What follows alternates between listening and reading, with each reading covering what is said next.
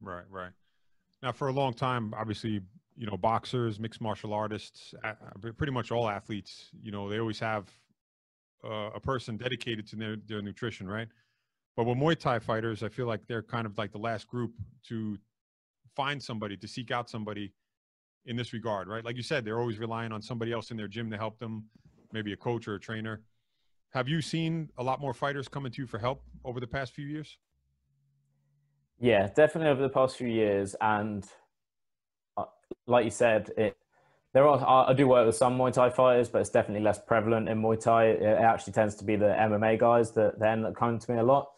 I think if you like just a few years ago when I was starting to get into it, combat sports nutrition was a bit like Wild West, and obviously you've got all these gurus telling you, uh, all sorts of bullshit claims basically.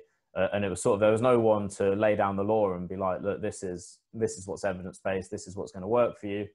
And in MMA, that has come forward massively. So you've got the UFC and the UFC Performance Institute, who's hiring top sports nutritionists, and just generally as well with the media and the news, people seeing, Darren Till and other guys like that going through these awful weight cuts, and like Chris Cyborg.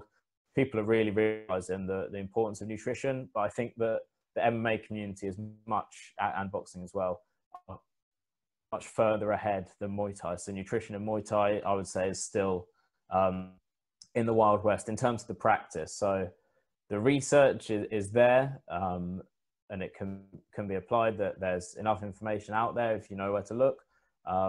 But it's the gap between the research and the actual practice. So you've got a lot of nutritionists work in MMA, and MMA fighters are seeking out the support, but there's almost a gap in Muay Thai where maybe the fighters don't really realize the importance of nutrition, or obviously Muay Thai is lower paid, so maybe they can't afford it, or perceive that they can't afford it, and it's just harder to close that gap almost, because it's almost the culture in Muay Thai, that you just sort of do what your trainer tells you to, basically. Right, right. It's good to see that things are starting to progress over there, because here in Thailand, information travels so slowly. I Mm. think it's going to take generations before things like this start to change here in Thailand. I had Don Hetrick on, who's similar to yourself. He's trying to change a lot of the approach to strength and conditioning in Muay Thai, where you're trying to change the nutritional aspect, right? But Yeah. here in Thailand, it's like, how do you get an entire culture to evolve? And they've been doing this for so long, and they're so great at Muay Thai that it's almost like they don't have to change. They shouldn't have to change, because they're still the best at what they do. But obviously, these things are important, right? For your own health, for the health of the future of the fighters. What is it going to take to, I guess, change the approach and the psychology of the Thais, as far as nutrition and all these things?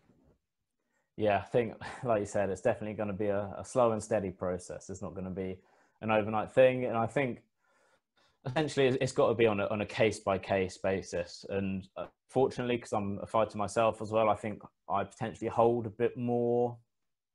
My opinion holds a little bit more weight with other fighters, because they know that I'm a fighter myself. If you've got someone who's a scientist or a doctor or something, yeah, they might be really educated, and really well researched, but actually they don't know about the fighter culture, and the sort of practical application, which I've mentioned a few times. So having someone else who's also a fighter, and fingers crossed my career continues to be quite successful, I suppose I sort of hold myself as a bit of a case study for the importance of nutrition.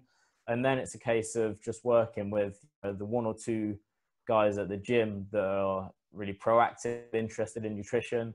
And if they start singing the benefits of it, and telling the other fighters all the benefits they've been experiencing, then I think that's more likely to spread it. So rather than being like top down, telling the trainers, this is what you got to do, tell this to all your fighters, it's going to be more of a bottom up type approach, where you come into the gym, and it's just sort of with the fighters themselves, and especially with fighters, having case studies and anecdotes from other fighters, I think is one of the best ways to sort of spread it, sort of around that community. And I think just gradually people will start to see, oh, like Jack's been working on his nutrition with James. He's always smashing it. He always has easy weight cuts, blah, blah, blah, blah, blah.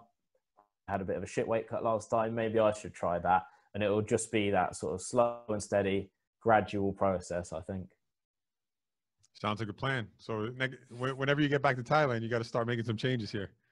Exactly. Whatever gym you go to, you got to start with the fighters. Then you got to get them following some sort of nutritional plan. Not cupcakes and not hot dogs all the time. Yeah, that's the plan, mate.